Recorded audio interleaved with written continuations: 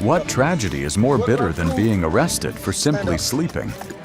It may sound absurd, but it is the harsh reality that the homeless in Grants Pass, Oregon face every single day. With no home to return to, they set up temporary tents in parks, sleep in old cars or on public benches, and in return, they receive fines, eviction orders, and are even put in handcuffs.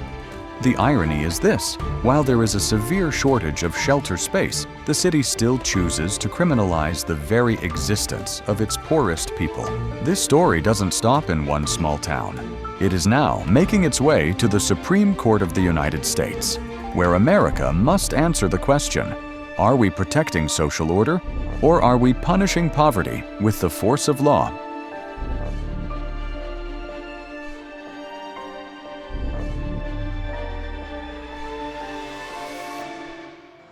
Number 1. The dark side of a progressive paradise. Oregon has long been known as a state of stunning natural beauty and progressive ideals, a place where values of equality, environmentalism, and human rights are celebrated. But hidden behind that ideal image, a humanitarian crisis is becoming increasingly clear, one of the most severe homelessness crises in the United States. In 2023, the entire state of Oregon recorded over 97,000 people without stable housing, a 60% increase compared to 2013. More alarmingly, over half of them, about 51.9%, were living outdoors without shelter, electricity, water, or safety. This makes Oregon the state with the 9th highest rate of unsheltered homelessness in the nation, according to data from the U.S. Department of Housing and Urban Development. In Portland and Multnomah County alone, the numbers are even more dire. Each night, there are approximately 51,470 people without a home, with nearly 60% living on the streets, in cars, or in other makeshift shelters. Under bridges along highway shoulders or in once bustling parks, one can easily find long rows of tense faces etched with despair and eyes that have lost all hope. The causes of this crisis are multifaceted. The cost of housing in Portland has risen by more than 175% since the year 2000, while average incomes have failed to keep up. From 2020 to 2025, housing costs increased by 25%, while wages rose by only 5%. Add to that a lack of affordable housing, declining investment in the mental health system, and cuts to social services, all creating a perfect storm that has pushed tens of thousands from their homes. Racial inequality further deepens the crisis. Black people make up only 4% of Oregon's population, yet they account for 20% of those in need of homeless services. The Latinx community has also seen a significant increase, a 30% rise from 2020 to 2022 alone. Worse still, the homeless are not just forgotten, they are criminalized. In places like Grants Pass, sleeping on a park bench or putting up a simple tent to shield from the rain can be considered breaking the law. This is no longer just a housing crisis, but a legal and moral battle that demands all of society to look at itself in the mirror. Number 2. When sleep is a crime. In most places, sleep is a basic human need, but in Grants Pass, Oregon's sleep can become criminal evidence. People without homes are being criminalized for simply trying to exist.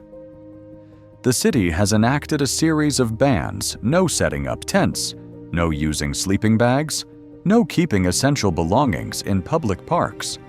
All of these actions, which are mere expressions of the need to survive, can result in fines, being chased away, or even arrested. The tragic irony is, this Grants Pass does not have enough humane shelter space to offer as an alternative. The only shelter here, the Gospel Rescue Mission, imposes extremely strict and discriminatory criteria. Guests are not allowed to smoke. Not even cigarettes. They cannot have pets. And crucially, they do not accept anyone unable to work, including people with disabilities or serious illnesses. Admission even comes with the mandatory requirement to participate in a religious program, a significant barrier for those of different faiths or those experiencing a spiritual crisis. And what are the consequences? They are people like Amber, who was fined by police more than 30 times in just 18 months, simply for setting up a tent overnight in a public park. Kim, a 62-year-old woman with chronic obstructive pulmonary disease, or COPD, lives a precarious existence in her old van with no heating or cooling. Yet she cannot enter the shelter because she doesn't meet the conditions. Carlin, who lost her home in a fire, relies on a ventilator to live. But no shelter in the area has an electrical system sufficient to charge her medical device. They are not breaking the law. They are just trying to survive. These stories are not exceptions. They are proof of a system that is beginning to treat poverty as a crime. As one local activist said, "Grants Pass doesn't punish behavior, they punish existence. When the law turns its back on the most vulnerable, when poverty is defined as an offense, it is not just the homeless who are being pushed to the margins of society. It is our own humanity and conscience being put to the test." And if a person's existence can be deemed illegal, then that society itself is stepping into a gray area of morality and justice. Number 3. From the sidewalk to the Supreme Court.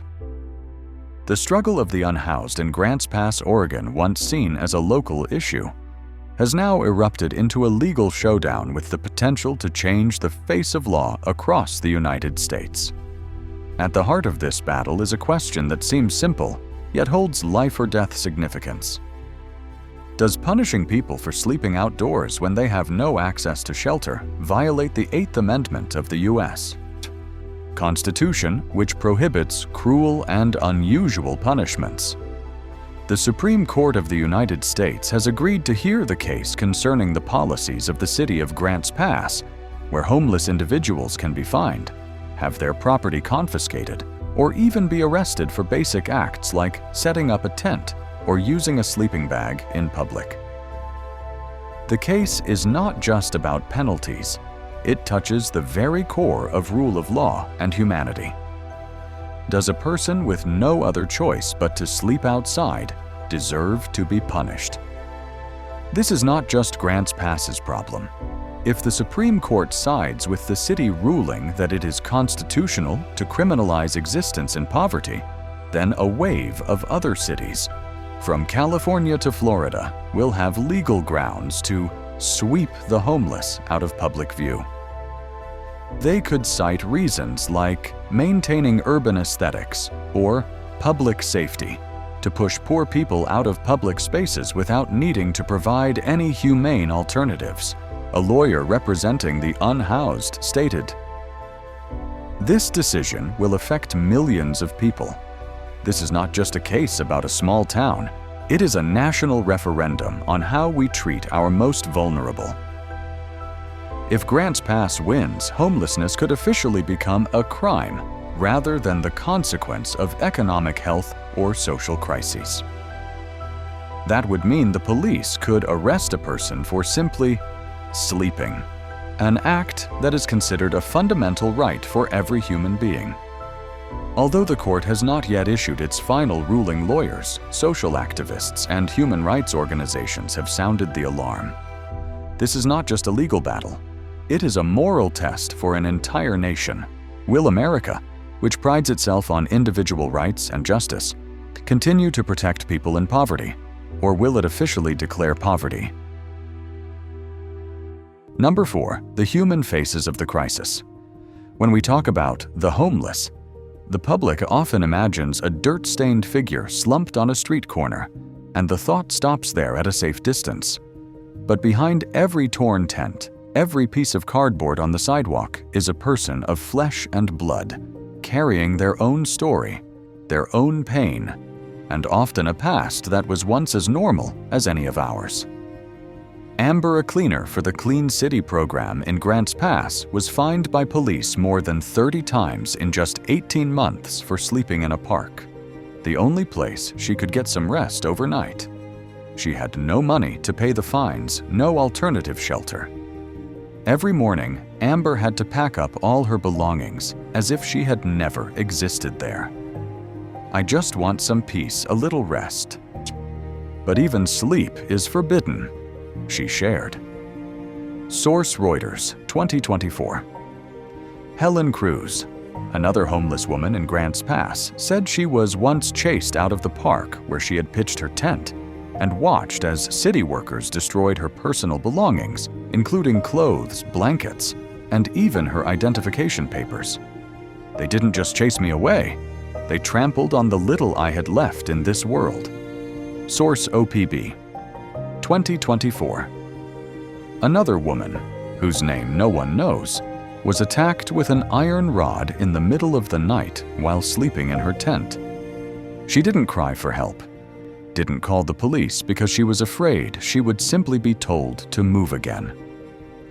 Her invisibility didn't just make her vulnerable, it made her believe she wasn't worthy of protection.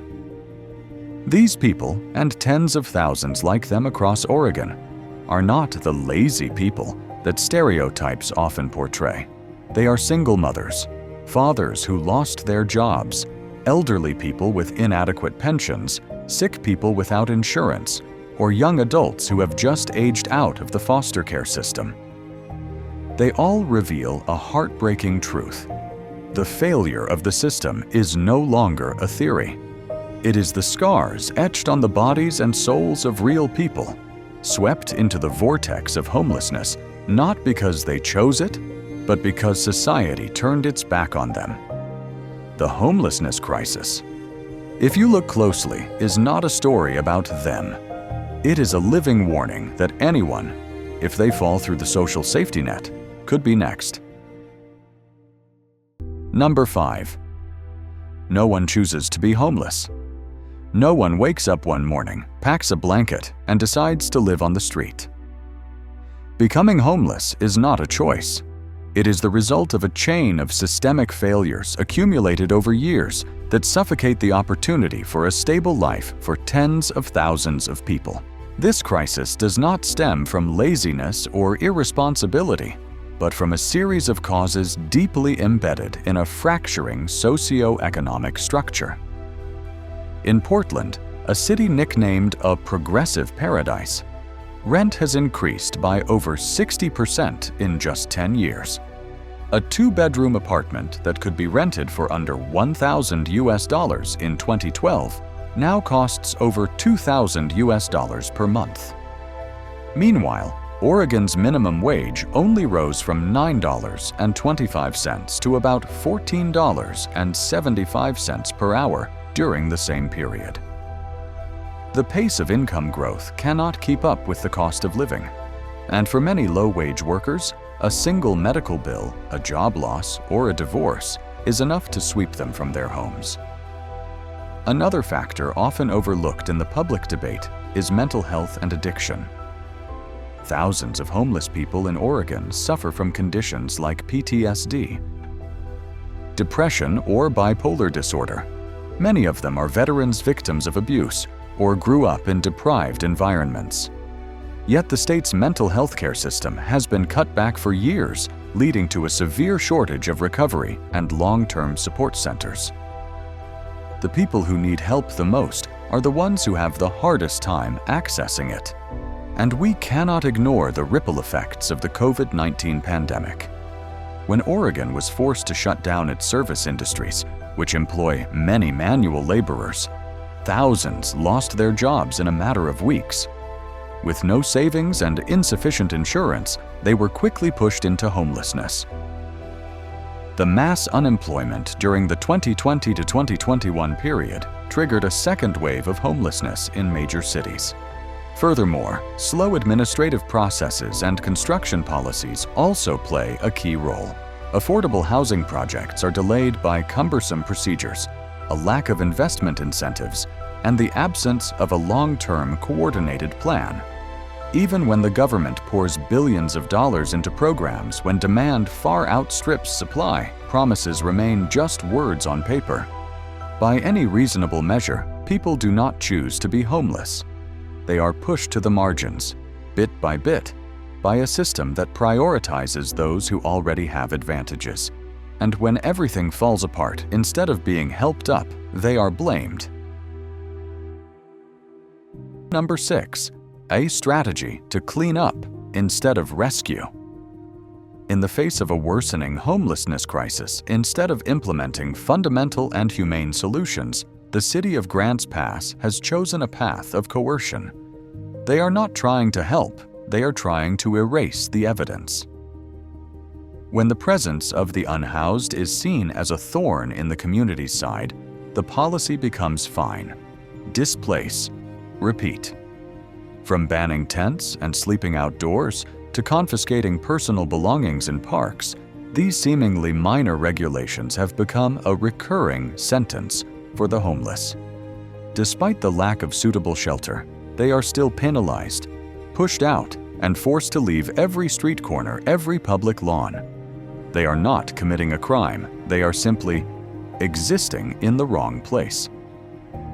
This situation has created a phenomenon known as musical parks, a real-life game of musical chairs. As public spaces are increasingly closed off, the unhoused are forced to move constantly from one place to another, never allowed to stop.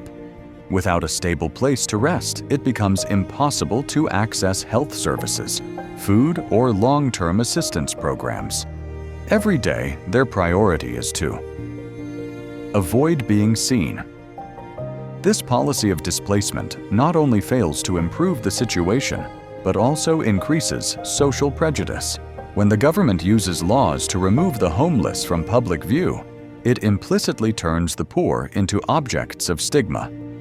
This makes many individuals victims of violence, such as being chased, attacked, or even assaulted while sleeping in their tents. The unhoused are not only deprived of their right to shelter, but also stripped of their most basic safety. Instead of recognizing homelessness as a consequence of socio-economic crises, many localities choose to clean the surface, pushing the suffering underground where no one can see it. But misery does not disappear just because it is hidden. Silence does not mean peace. Grants Pass is not solving the problem, they are avoiding it with punishment. But the more they push people away, the more they drive them into despair, and the further away a real solution becomes. Number 7. A light in the tunnel. The Medford model. Amidst the darkness of the homelessness crisis enveloping Oregon, there are still glimmers of light from places that have chosen a different path. Not oppression, but companionship. The city of Medford, also in Oregon, has become a living testament to something that seems simple, but has been forgotten. Humane solutions are not only moral, they are also effective. Instead of criminalizing poverty, like Grants Pass Medford has implemented a low-barrier shelter model. This means shelters with low barriers to entry. The homeless are not forced to participate in religious programs to stay. They can bring their pets, for many their only loyal companions. Even those with mental health issues or those unable to work immediately are not excluded. The biggest difference lies in the comprehensive approach. The city does not act alone, but collaborates closely with non-profit organizations, entities that have been connected to and understand the community. Instead of just providing a bed for the night, they deploy an interdisciplinary support ecosystem from psychological counseling and job placement to rehabilitation support and the search for long-term housing. The unhoused are seen as people in need of help, not problems to be eliminated.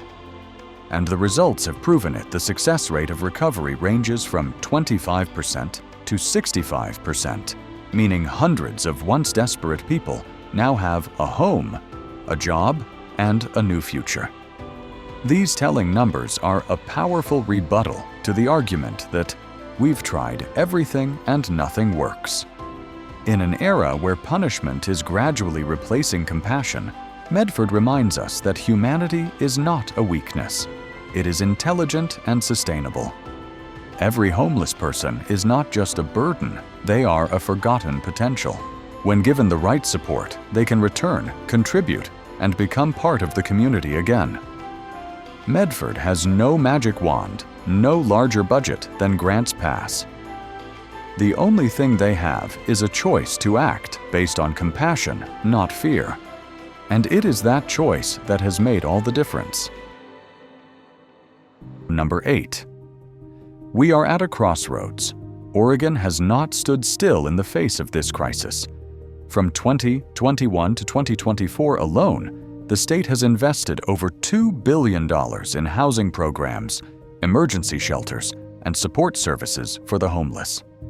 From tiny home villages in Portland to mental health and job placement programs in Eugene, these initiatives all aim for one goal: no one is left behind.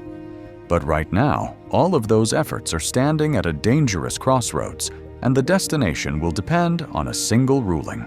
The Supreme Court of the United States is considering a landmark case whether punishing people for sleeping in public when they have no other shelter violates the Eighth Amendment's ban on cruel and unusual punishments. If the court leans in favor of the city of Grants Pass, not just Oregon, but the entire United States will enter a new era where poverty is no longer something to be solved, but something that can be criminalized. In that scenario, sleeping on a park bench, setting up a tent under a bridge, or simply being present in a public space without a residential address could become an official offense. From a humanitarian crisis, homelessness would be transformed into a matter of social order and the unhoused into criminals on paper. This is no longer just about Grants Pass or Oregon. This is a test for the entire nation. If the Supreme Court legitimizes the punishment of existence, hundreds of other cities will follow suit. Humane models like Medford's, where compassion is turned into action, risk being pushed to the sidelines. In a system obsessed more with order than with solutions, the most vulnerable people will be pushed even further from the community's embrace. We are at a crossroads. One path is the old way of suppression criminalization, hiding the crisis behind a legal curtain. The other is the harder path. But one worth taking is building a compassionate society where no one is considered invisible just because they don't have an address. The question is not just, which direction will we choose?